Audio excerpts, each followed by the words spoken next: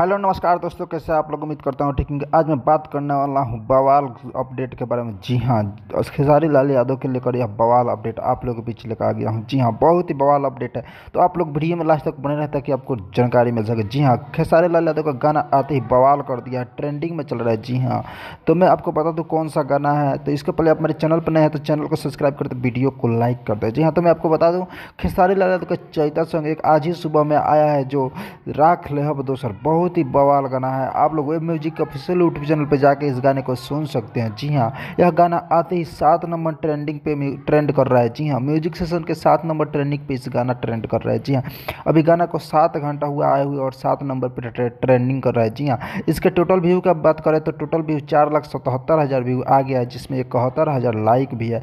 जी हाँ, कमेंट का बात करें तो 9,300 कुछ कमेंट आया हुआ है। जी हाँ, बहुत ही बवाल गाना है यार। आप लोग जाएं और इस गाने को दुलार और प्यार दें और गाने को सुने। तो मिलते हैं नए वीडियो में नए टॉपिक के साथ, तब तक के लिए।